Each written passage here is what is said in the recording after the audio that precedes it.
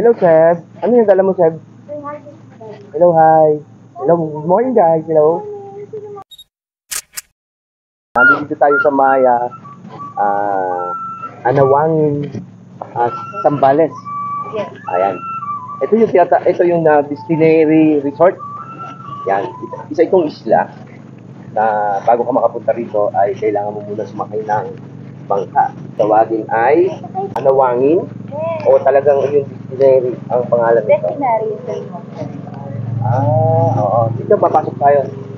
Yan. Kung makikita ninyo ay ano ito, para siyang port, parang gubat. Pero napakaganda. Ikutin natin dito at para makita nyo rin. Yan o. Ang ganda rito. Hello, sir. Maganda ba? Maganda? Yan o.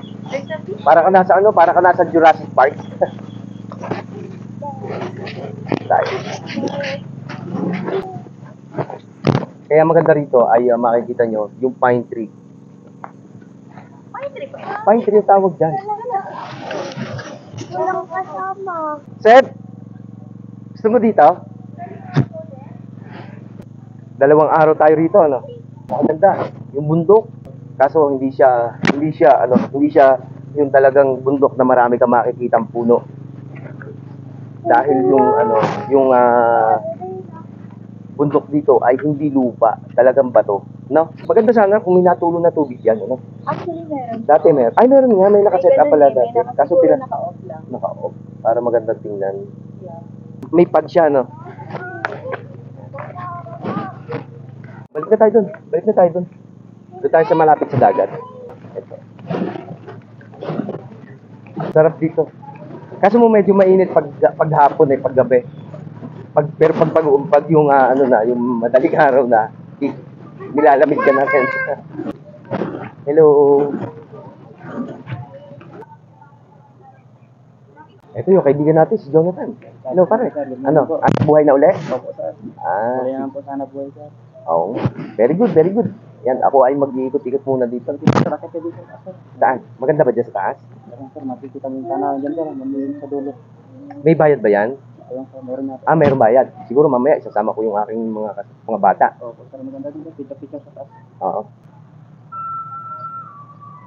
Pasok tayo dito sa swimming pool. Yan. Wala pa naliligo dahil maaga pa. Nililinis pa ni Kuya Jong yung swimming pool. Yan. Bago kayo makarating dito, kailangan muna sumakay ng bangka. Dahil ito ay isla. Yan ang pagbabacuum na swimming pool. Nililinis yan everyday. Hindi nyo natatanong, Kuya. Nung ako'y nandun sa isang hotel, nagkatrabaho ko sa hotel, naranasan ko maglinis yan. Na-assign ako sa swimming pool. Oo. Kaya alam ko yung nakaka-enjoy. Yan. Kung ikaw ay mainipin, ay hindi ka po pwedeng mag-vacuum na swimming pool. Kasama na sa package yan. Kasama na. Yung trekking sa Campuli. Pag doon ka nag-booking sa page? Oo, sa page. Ganun pala. Mas maganda. Mag-follow kayo doon sa hanapin lang ang Destinary Beach Resort. Beach Resort. Hanapin lang ang kanilang page na Destinary Beach Resort and Campsite. Maraming mga packages doon na iba-iba yung price. Meron kami may 699 kami doon, 699 na kasama na yung boat ride. Kaso tent accommodation siya. Free na yung boat, free entrance. Kasama na yung pool, kasama na yung trekking. 699 lang. Kaso tent accommodation lang siya. Tent lang yung kagaya na sa amin, tent lang. Dahil gusto rin ng mga bata. Marami yung gusto maka-experience na tent lang ang sila tutulog. Yun, kagaya nun, yung mga tent na ganyan. Kasama natin, isama mo yung i-vlog mo yung namin doon, yung man-made falls namin sa swimming pool sa kabila. Doon sa kabila? Meron din kami dito, sir. Gusto mong umakyat doon, sir, 50 pesos lang naman yun. Para may vlog mo na yung sa taas. Ayun, sige, mamaya. At pupunta tayo doon sa information para makakuha tayo ng stub. Kaya tayo doon sa mataas. Yan. Para makuha natin yung buong kalawakan nitong resort. Sige, Kuya, pupunta muna ako dito, ha?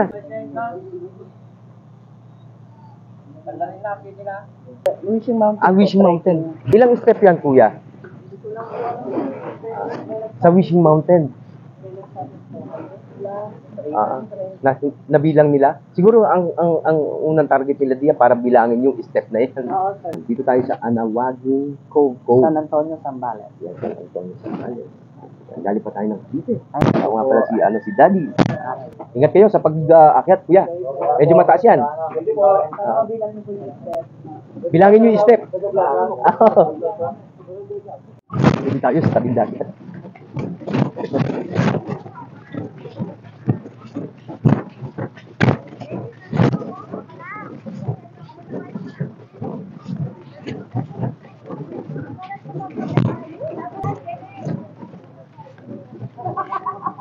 Sarap maligo. Tingnan nyo yung bato. Ito yung klase ng bato talaga solid. Parang niligo, parang ginawa lang.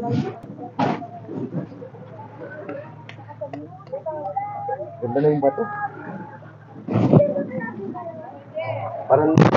Parang talagang i-design.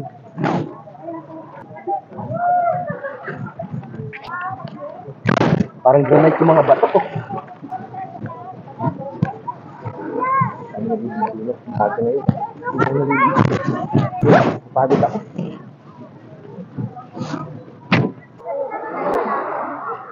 Yan, dito tayo matutulog mamaya. Gumawa na lang tayo ng tent.